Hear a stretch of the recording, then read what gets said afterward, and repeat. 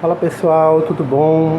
Como a gente já havia combinado em sala de aula, a gente vai dar continuidade ao nosso projeto da construção do cordel. Em sala de aula, a gente aprendeu um pouco, né? A gente estava estudando sobre tipologia textual e gêneros, e aí a gente fez um gancho para falar sobre os gêneros literários. Falamos um pouco sobre os subgêneros e aí focamos nos gêneros líricos, né? E quando a gente estudou os gêneros líricos, a gente falou de alguns, né? E citou o cordel, né? E eu expliquei para vocês que a gente estava falando do cordel porque fazia parte de um projeto, né? De escrita autoral, e a gente ia se aprofundar um pouco, né, sobre a história do cordel, e além disso a gente ia também estudar um pouco sobre a parte estrutural do cordel, né, a questão da metrificação, da rima e etc. Nós falamos um pouco, né, sobre metrificação e rima na sala de aula. Eu deixei uma atividade para vocês que vocês treinassem um pouco da rima, mas como hoje a aula precisou ser remota, né? E hoje eu recolheria essas atividades e a gente daria continuidade, eu decidi então fazer essa aula em forma de vídeo para que vocês tivessem mais base para a produção do texto de vocês. Então, eu vou contextualizar um pouco sobre a história do cordel, mas eu não vou me aprofundar porque eu creio que a gente já, desde o Fundamental 1, a gente estuda bastante sobre a história do cordel, né? E o que é o cordel. Ele é uma coisa que faz parte da nossa cultura, mas eu vou falar um pouco sobre isso, mas confesso que nessa aula de hoje eu quero me aprofundar mais na parte estrutural, que é o que eu acredito que vai dar para vocês ferramentas na hora da construção do texto de vocês, né? Que é o nosso objeto, é a nossa finalidade, né? É o que nós desejamos para o final desse percurso, construção de um cordel. Então, eu vou falar um pouco e vou focar mais na estrutura e na questão rítmica do cordel. Beleza? Combinado? Vamos lá. Bem, como eu já tinha dito a vocês, né? A literatura de cordel é uma literatura artística, né? Ela é fascinante, ela tem um caráter cultural, sobretudo para a gente aqui no Nordeste, porque ela tem uma forma, uma simplicidade que reflete e remete ao Brasil, né? Mais especificamente aqui para o Nordeste. Então, as suas raízes, né? A sua forma de estruturar e de se organizar, ela não é necessariamente brasileira, ela é uma tradição que retoma alguns formatos, né, e formas de rima da Europa, lá do século XII, por aí, mas ela se popularizou, né, e ganhou formas aqui no Brasil, né, e ganhou um novo formato aqui no Brasil. Ela ganhou uma nova cara, né, e isso é muito próprio da nossa cultura, né. A gente tem o hábito de pegar coisas de fora e dar a nossa cara de maneira que a gente até esquece que essa coisa um dia foi importada, parece que foi a gente quem criou, né? Isso é muito reconhecido por autores da literatura, né? Alguns vão dar nome a esse movimento, que é o movimento antropofágico, né? E o mesmo fundador do movimento antropofágico, né?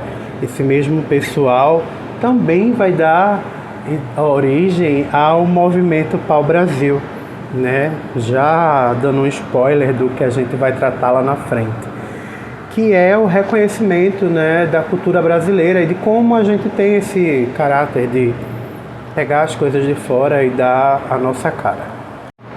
Outra coisa importante da gente lembrar quando a gente está estudando a literatura do cordel é que o texto do cordel ele não é feito apenas para ser lido, né? Ele é um texto performático. Ele é um texto que, quando escrito, ele pensa no leitor enquanto parte, né, atuante para dar significado à história, né? Então ele é um texto quase que pede para que ele seja interpretado, né, com trejeitos e modos e uma persona, um jeito de falar, um jeito de se expressar. Isso não é uma característica só do cordel, é de outros textos líricos, né? Mas o cordel ele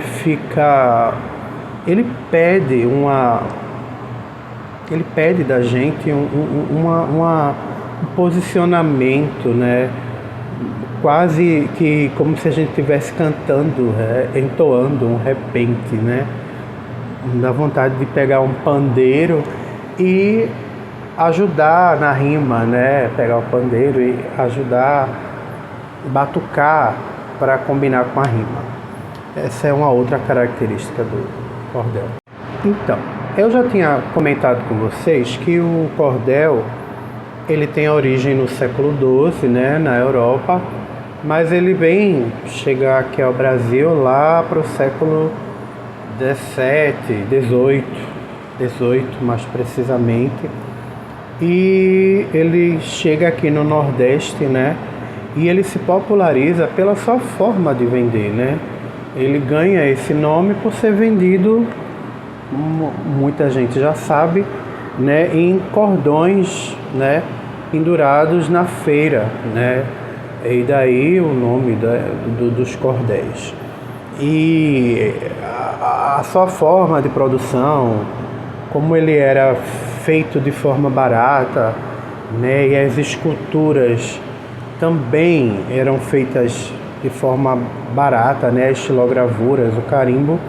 Então ele passou a ser uma literatura de fácil acesso. E além de tudo, a temática ela era de interesse do povo, né? Os cordéis eles tratavam de coisas do cotidiano, das pessoas comuns, de lendas, de histórias daquela região, daquela cidade. Então as pessoas ficavam curiosas para ler o cordel, porque ele era uma fonte, né, uma fonte de conhecimento, mas em algum momento ele era o entretenimento das pessoas, né? Então ele era de fácil acesso, era uma linguagem simples, né? Era quase que coloquial, né? A gente pode dizer assim, a linguagem do dia a dia, do cotidiano, e a temática dos temas, né? A temática dos textos, eles eram interessantes, as pessoas queriam saber, né? Elas consumiam por esse motivo, principalmente.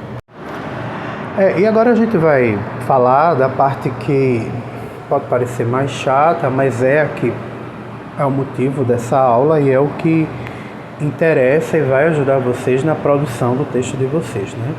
Como a gente vai começar a falar da estrutura. Como eu falei, o cordel, por se tratar de um texto lírico, ele é rimado, né? Ele tem uma métrica, e uma métrica precisa e muito característica, né, do cordel, que eu já mencionei, que tem essa coisa do repente, passa uma ideia de que você pode acompanhar com o pandeiro. E, no geral, os versos, né, são organizados de uma maneira que faça sentido. Às vezes ele é uma quadrilha ou com 4, 5, 6 versos, mas uma característica muito marcante, né? Eu lembro que eu comentei com vocês sobre a métrica e a sílaba poética, que geralmente nos cordéis a gente tem 7 sílabas poéticas, né? Sendo a sétima sílaba a tônica, né? Ou seja, a sílaba em que eu vou colocar mais força, né? Vou projetar mais o ar na hora de pronunciar, né? Como eu falei, ele é escrito em uma folha comum e ele geralmente é acompanhado de gravuras que são chamadas de estilogravuras, e elas são feitas como carimbos, né? Ilustrador bem famoso, J. Borges, eu acho que muita gente já deve ter estudado sobre ele. Ele ficou muito conhecido pelas gravuras, né?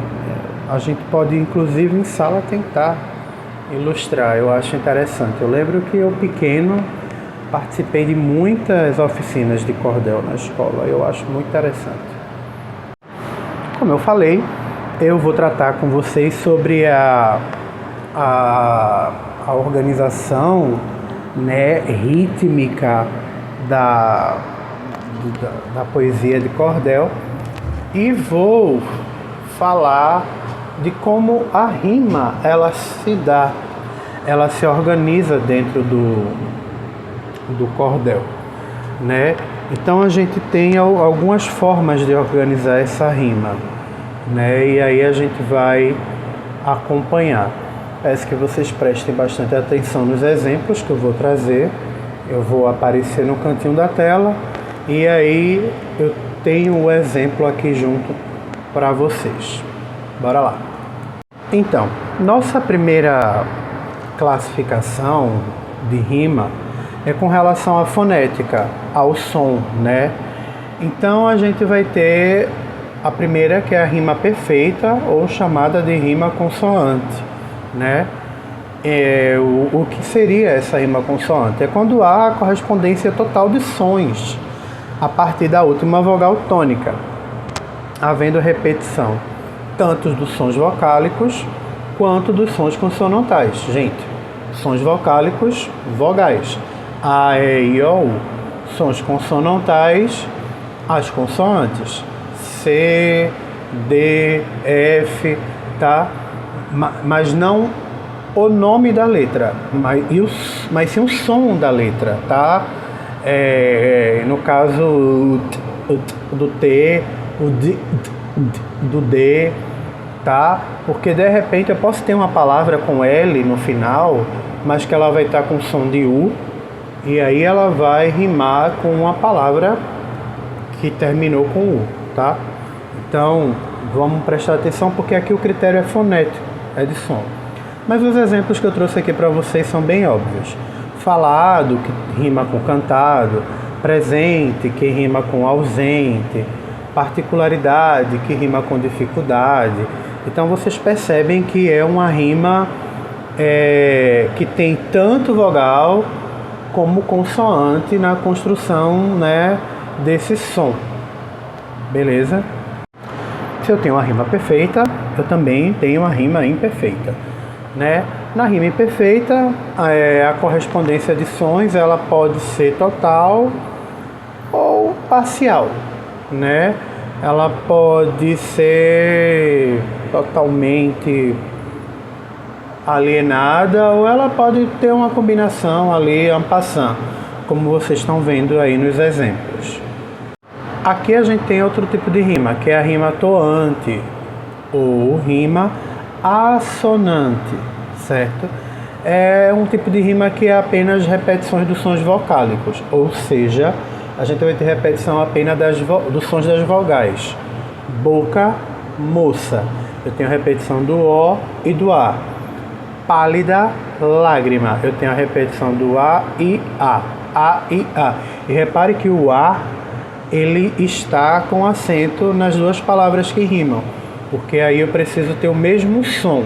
A, um A aberto, não um A fechado, não um A nasal, certo? É um A com acento agudo. Plátano, cálamo, ó, a mesma coisa. A, ó, a, ó, certo? Então aqui o que eu tenho é rima de vogais. E aqui eu tenho a rima aliterante, né? Que é o contrário da que a gente viu anteriormente. Nesse caso aqui a gente vai ter rimas com repetição dos sons consonantais, né? Fez e faz. Eu tenho a repetição do F e do Z, né? Eu só tenho a troca do E com o A. Lata, luto. Eu troco, né? Mas mantenho o L e o T ali. Medo, moda, certo? Então as consoantes elas continuam rimando, né? É um tipo de rima, mas ela não remete direito, assim, dependendo da escolha de palavras, porque a consoante ela não tem o mesmo poder sonoro que a vogal, né? A consoante ela tem um entrave sonoro, né? Que ela depende muito da vogal para que o som dela seja feito em sua plenitude. Então é uma rima interessante, mas eu prefiro a rima com a vogal. A gente tem outro tipo de classificação de rima, né? Rima quanto ao valor. Quando a gente fala valor, é porque alguns estudiosos, alguns poetas, reconhecem que algumas rimas são melhores do que a outra, né? Do que outras. Aí a gente tem a rima pobre, né? Quando a gente usa palavras da mesma classe gramatical e palavras do cotidiano, palavras comuns da nossa língua, né?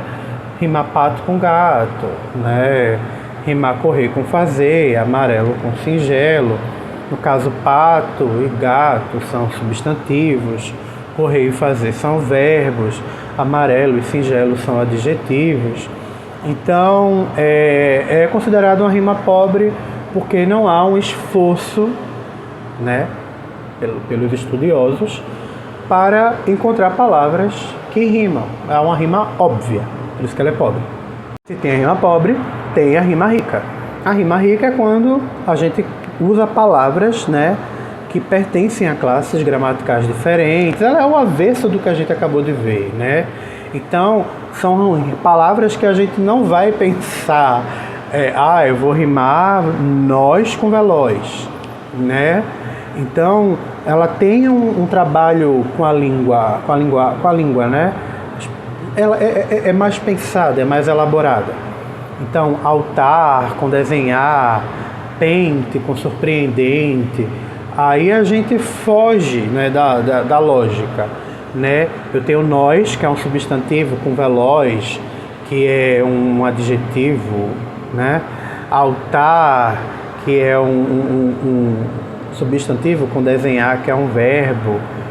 Pente, que é um substantivo com surpreendente, que é um adjetivo. Então, a gente tem rimas não óbvias, não convencionais. Por isso que elas são tratadas como rima rica. A gente tem a pobre, a gente tem a rica e a gente tem a rara ou a preciosa, né? É o topo da galáxia, é o top. São palavras que rimam, né? Possuem terminações incomuns, pouco utilizadas, combinações entre verbos e pronomes. Aqui a gente tem que ter muito conhecimento da língua, porque envolve ênclise, envolve um rolo aí, né? Com os pronomes que às vezes a gente não tem domínio ainda para fazer.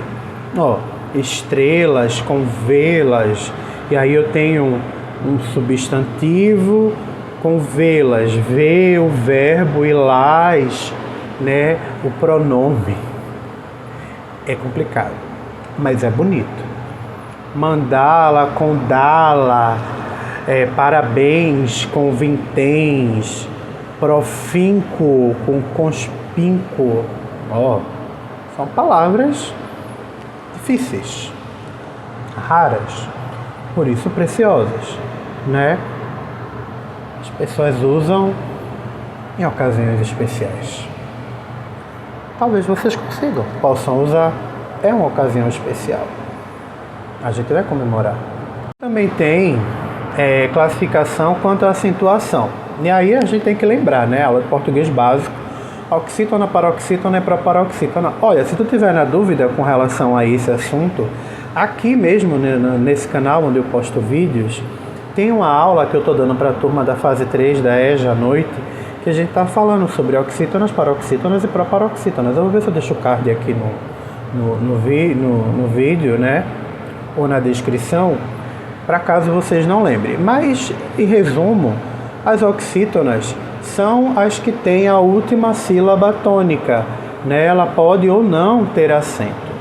Esse primeiro exemplo aqui, céu e chapéu, tem uma confusão, porque céu não é uma oxítona. Céu é um monossílabo tônico, porque céu é uma palavra que não se separa, né? Porque eu tenho Sé e o U. Esse U, ele não se separa do E, porque ele não é uma vogal, ele é uma semivogal. Tem todo um auê, que se você não lembra, vale a pena recapitular, mas pode ser para depois. Para agora, o que nos interessa é a terminação. Então, as rimas agudas, ou rimas masculinas, elas vão acontecer quando as últimas sílabas, né, da palavra forem oxítonas, ou seja, forem fortes, não necessariamente com acento, né? Nesse vídeo eu falo que nem todas as palavras terão acentuação, mas nesse caso aqui terão acentuação gráfica, mas a gente vai ter acentuação tônica.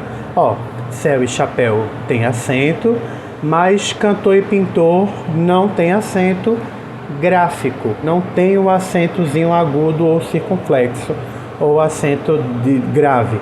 O que eu tenho aí é o acento sonoro, que me indica que a sílaba tônica está no final da frase. Coração, animação. Olha, gente, acento de tio, o tio ele não é um acento tônico em si, ele é um acento de nasalização. Ele não indica força, mas às vezes ele está onde está a força, como é o caso de coração e animação. Não é uma aula de gramática, mas é uma aula de português e sempre que tiver a chance é bom lembrar desses assuntos. Aí a gente tem a rima masculina, né? Então a gente também vai ter a rima feminina. A rima masculina é a rima aguda, né? A rima feminina a gente vai chamar de rima grave, que ocorre com palavras paroxítonas. Oxítonas são as últimas, paroxítonas são as penúltimas. Então, reparem que aí eu coloquei onde a rima acontece, mas o que está sublinhado é a sílaba que corresponde à tonicidade da palavra. Reparem, cedo e medo, o que rima é o edo. Só que essas palavras têm como sílaba tônica essa penúltima. No caso de cedo é o C e de medo é o me, certo? São as penúltimas sílabas. Agora e embora. Ó, qual é a rima? O ora. Mas onde é que está a sílaba tônica? Na penúltima sílaba. No go e no bo, certo? Agora eu separo assim, agora. Qual é a sílaba tônica? O go. E embora. Embora. Qual é a sílaba tônica? O bo. Então, é a penúltima sílaba, logo são palavras proparoxítonas. Mas o que a gente está levando em conta com a rima é a terminação, mas elas têm como tônica, como força, a penúltima sílaba. Isso é importante, gente, para a musicalidade, né, para o ritmo da música. A gente não percebe, às vezes, os meandros da rima, né? A gente só ouve e acha bonito, mas a gente não consegue saber por que está achando bonito. É bonito porque quem escreveu, quando escreveu, pensou nisso tudo aí. Ó, metade amizade. Metade. amizade. O za de amizade e o tá de metade são as sílabas tônicas. Por isso tornam essas palavras oxítonas. Nesse caso, a gente tem como exemplo aí as 3 palavras, exemplos, as 6 palavras, né, as 3 rimas, como exemplos de rima grave ou rima feminina. Tem as rimas esdrúxulas, né, a rima esdrúxula, que ocorre com as proparoxítonas. Oxítonas últimas, paroxítonas penúltimas, proparoxítonas antepenúltimas. Célula, cédula. Propósito, leucócito. Olha, eu acho bem forçado essas rimas aqui, mas tá no jogo, tá valendo. Vocês podem pensar em outras palavras aí, eu só estou trazendo exemplos para ilustrar. Onde é que está a sílaba tônica? Lá no caso de cédula e célula é o Sé, é onde está o acento. Lembrando que todas as proparoxítonas têm acento. Então, onde está o acento agudo ou circunflexo é onde está a sílaba tônica. E vocês vão ver que é na antepenúltima. Só lembrando, gente, que a gente só acentua gráfica e sonoramente as 3 últimas sílabas de qualquer palavra. Então, se a palavra tiver 6 sílabas, a 4ª sílaba, contando de trás para frente, tipo a última, penúltima e a antepenúltima, essa outra sílaba ela não será tônica, certo? Porque na língua portuguesa a gente só acentua tônica e graficamente essas 3 sílabas, a última, a penúltima e a antepenúltima, só para lembrar. E aí a gente tem outro tipo de rima. Essa rima a gente chegou a ver na sala. Eu acho que eu usei, eu não lembro qual foi, eu acho que eu usei Amor é Fogo, que é a Arte Sem Se Ver. Eu acho que eu usei Camões na sala. Mas veja, rima final ou rima externa. Pode procurar aí no caderno que está anotado isso aí, que ocorre no fim do verso. Eu trouxe aqui um trecho de Vinícius de Moraes. E em seu louvor hei de espalhar meu canto, e rir meu riso, e derramar meu pranto. Anto e anto. Esse finalzinho, né, dos versos, eles rimam, né, causando assim uma rima externa, porque ela está no finalzinho, na ponta do verso. Lembrando que a linha do verso, linha do texto lírico, a gente chama de verso, a gente não chama de linha. Verso. Conjunto de versos, estrofe, não parágrafo.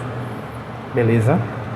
Se tem rima externa, tem rima interna, ou rima coroada, que ocorre no interior do verso. Aqui tem um trecho de um poema de Cecília Meirelles, né, Bola Amarela, A Bela Bola do Raul. Bela bola.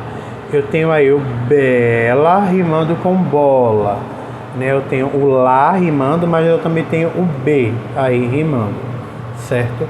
Então é uma rima que acontece dentro do verso, no interior do verso, e não do lado de fora, como no exemplo anterior.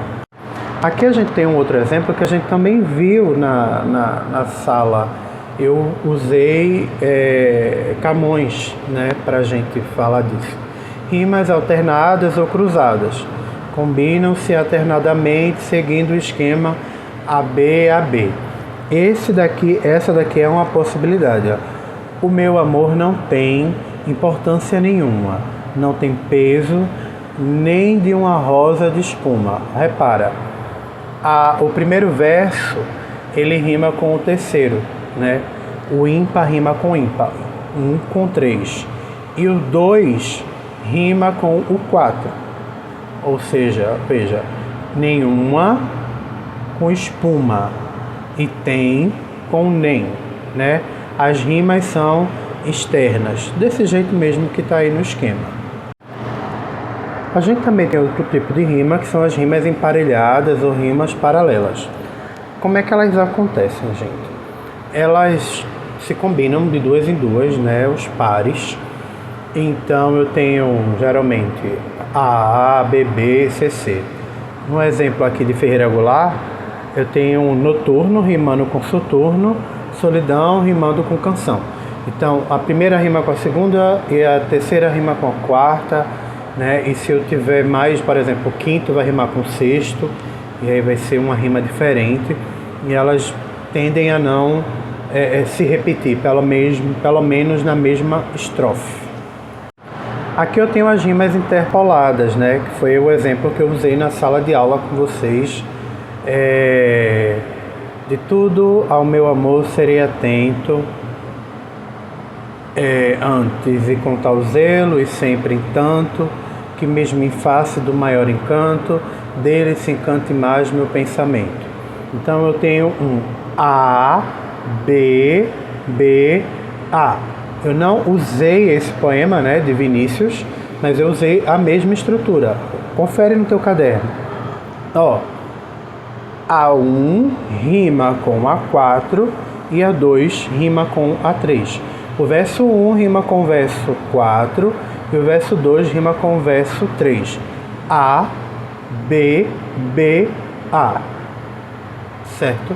É um outro tipo de rima. Tudo isso externa, tá, gente? No final do verso. Aqui eu tenho outro tipo de rima, que é um tipo de rima mais complicado, difícil de ser utilizado, de Camões, né? É que ela combina versos, né? Geralmente são tercetos, conjunto de três versos, e ela vai fazer uma combinação meio louca. Tipo, eu peguei um exemplo aqui de Camões, né? Que ele vai rimar da seguinte forma: A, B, A, ou seja, a primeira rima com a terceira e a segunda não vai rimar com ninguém, mas ela vai rimar com a primeira da próxima estrofe. Repara aí no exemplo, ó. Desenterrado rima com apartado. Imaginado rima com desamparado. Mas repara que desamparado só tá lá na outra estrofe. E aí na outra estrofe eu terei, né, um outro conjunto de rimas. Eu terei um B, B e um C no meio, né? Repara, desamparado vai rimar com apartado, né? E contentamento, que é a rima C, porque é uma rima que ainda não apareceu, né?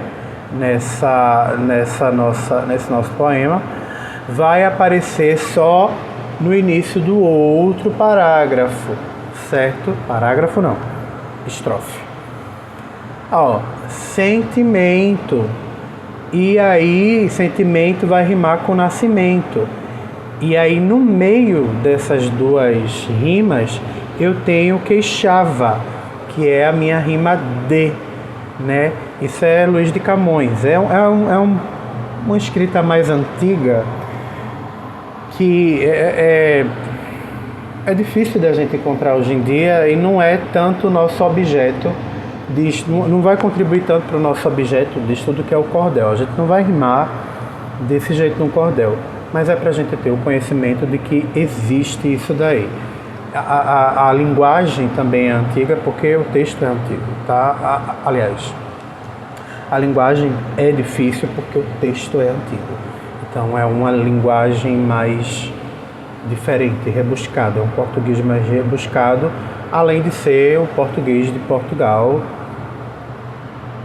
traduzido, entre aspas, certo?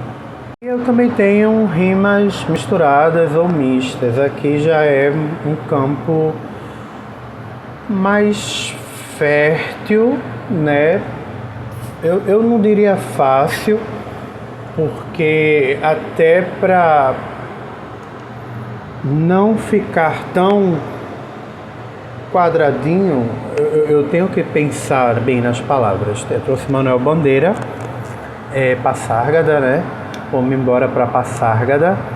E aí o trecho diz assim: vou-me embora para Passárgada, aqui eu não sou feliz. Lá a existência é uma aventura, de tal modo inconsequente que Joana, louca da Espanha, rainha e falsa demente, vem a ser contraparente da nora que nunca tive. Se você for procurar as rimas, né? O Passárgada, o feliz, ou seja, o que é que rima com o que, né? Eu terei uma repetição do A e do E, né? Mas é uma rima que a gente vai percebendo. Aí demente rima com contraparente, inconsequente, mas não tem uma forma fixa de rimar. Ela é o desejo, né? Então eu posso escrever de repente 3 versos sem rima e de repente eu meto 3 versos com rima, né, consecutiva, ou 2 versos com rima consecutiva, e assim vai. É uma rima que segue essa lógica aí que vocês estão vendo. E para finalizar, a gente tem os versos brancos ou versos soltos. Eles não costumam rimar, e aí é interessante porque no início, quando a gente teve a aula presencial e eu falei do texto lírico, eu falei de como a rima ela era importante, né? Para o surgimento do texto lírico, que a gente não tinha o papel, e aí com tanta facilidade, a questão da métrica e da musicalidade ajudavam na memorização e na repetição, né? Só que aí com o passar do tempo, gente, a gente vai ter sempre, dentro de uma linha artística, autores que vão subverter a ordem. Então, se a ordem é rimar, eu terei alguns autores que vão se propor a fazer poesia, né, a escrever poema, sem seguir a métrica, a lógica, que é a rima. Então eu trouxe esse poema de Cecília Meirelles, Uma Palavra Caída. Das montanhas dos estantes, desmancha todos os mares e une as terras mais distantes. E eu tenho um verso que não rima com nenhum outro verso. Eu tenho instantes que rima com distantes, mas mares, certo? Tá aí solto. Ele é o meu verso branco, que não vai rimar com ninguém. E aí essa coisa do verso, da rima, ela é muito pessoal, certo? Então, na hora de escolher, você tem que escolher de acordo com o seu objetivo. Agora falando mais propriamente do cordel. Quando a gente vai montar um cordel, né, como é que a gente costuma encontrar no formato dos cordéis? A gente geralmente encontra as estrofes mais usadas são as quadras, né, 4, as sextilhas, as septilhas, 7, né, ou as décimas, com 10. Então a gente vai encontrar estrofes organizadas desse jeito. E aí as rimas dependem de como você fica à vontade. A gente tem todos esses tipos de rimas que eu acabei de falar. Vai lá, vê o que é que tu consegue, fica mais à vontade, mas só tenta fazer, certo? O cordel, como um gênero lírico, mas que ele costuma performar e narrar ele é um conto cantado, certo? Vamos lembrar do que eu falei do início, que ele narrava causos, né? Então, ele é meio que uma mistura do lírico com o narrativo. Então, ele, como lírico, ele tem a parte da rima e da métrica. E do narrativo, ele pega uma coisa da estrutura, do início, do meio e do fim, né? Alguns cordelistas vão chamar isso de oração. O início, o meio e o fim. Então, eu tenho que pensar que a minha história narrada no cordel, o meu texto poético, ele vai ter um início, o meio e o fim, né? Ele tem uma construção, um ápice, né? Para poder ter uma amarração. No que diz respeito à métrica, eu acho que eu já comentei que geralmente os versos eles costumam ter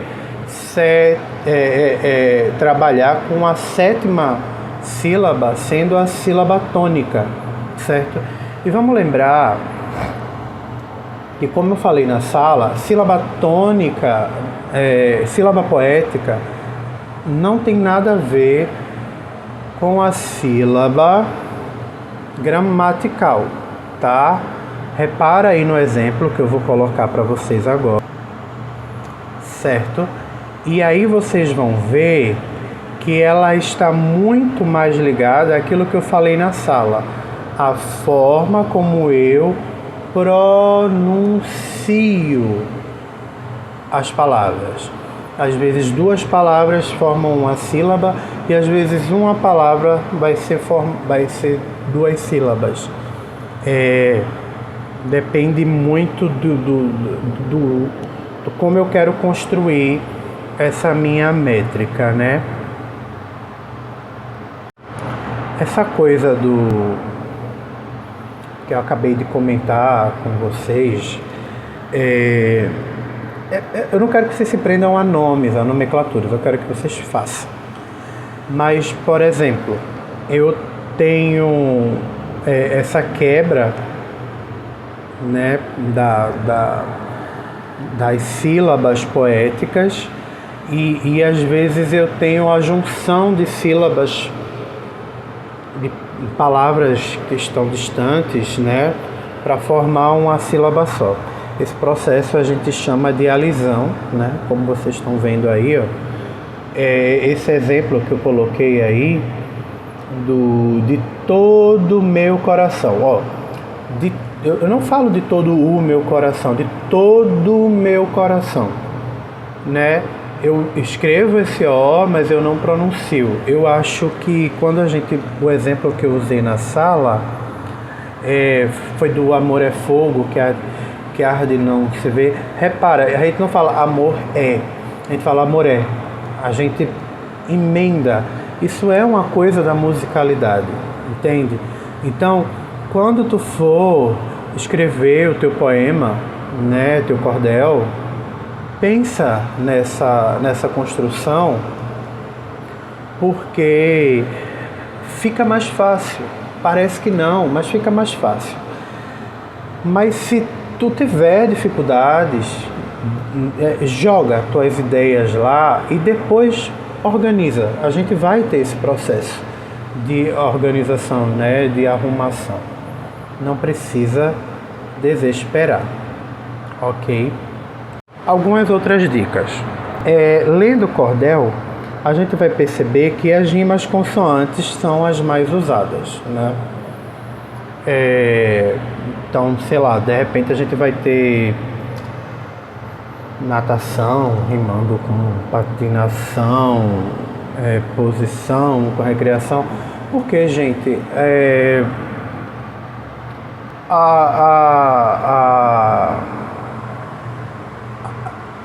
o som, ele parece que fica mais completo para o cordel, né? A consoante, ela ajuda mais a marcar o ritmo.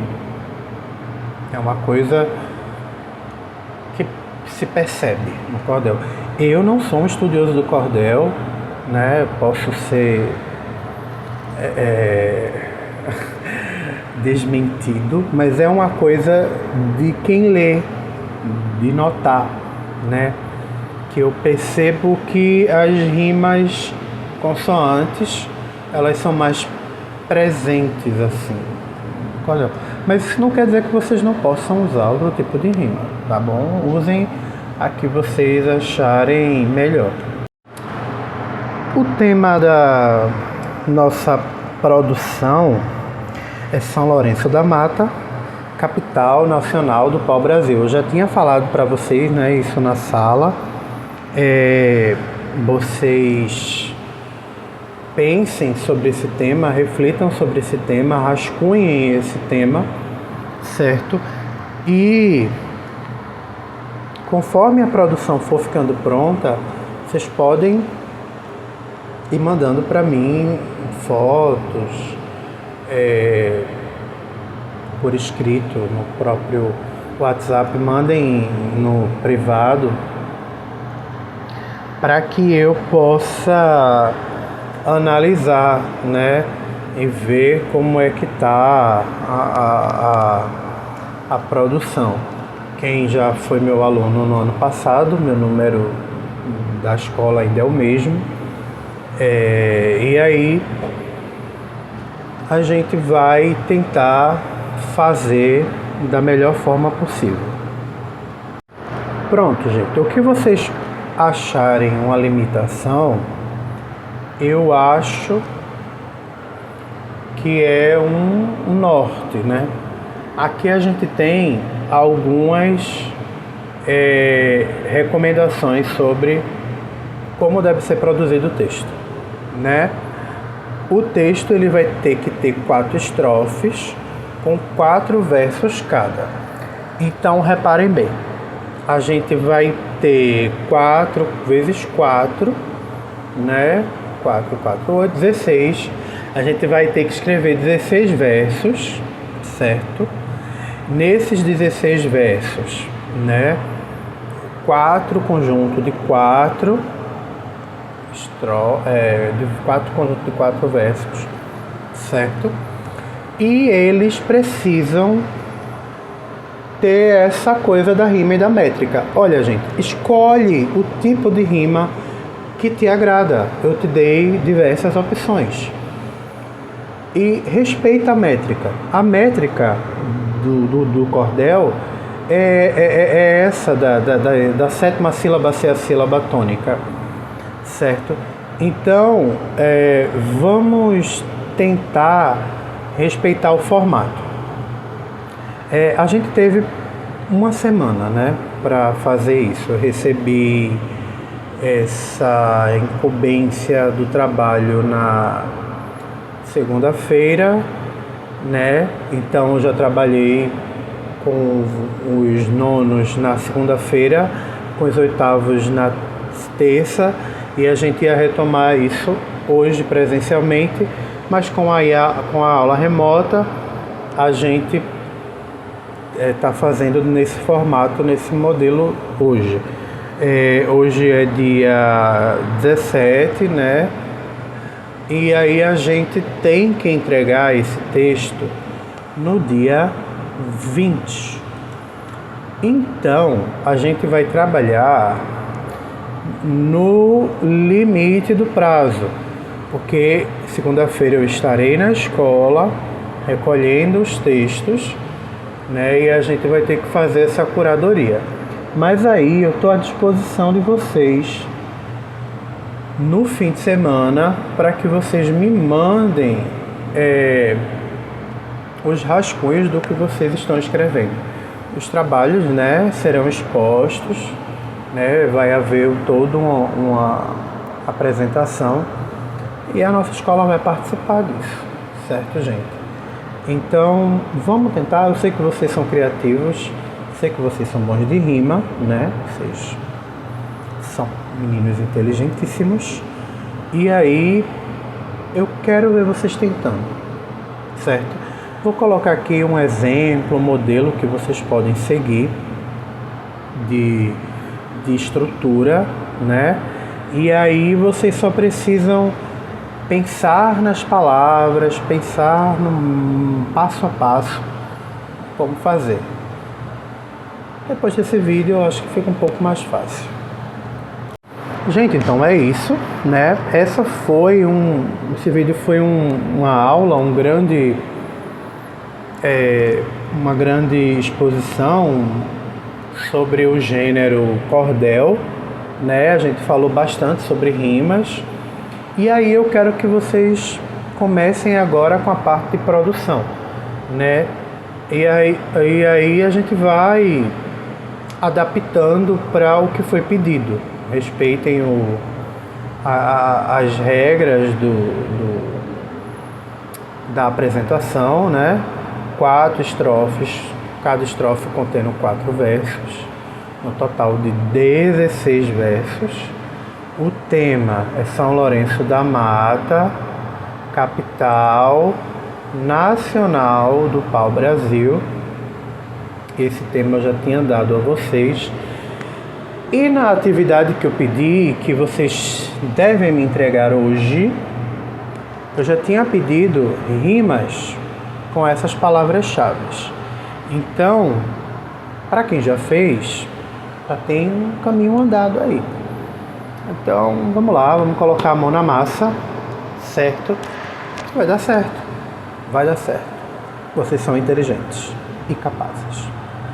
Fique com Deus, qualquer dúvida, estou à disposição, falem comigo. Se eu demorar a responder, tenham calma, paciência, que eu, alguma hora, respondo. Fique com Deus e até segunda-feira, se Deus assim permitir.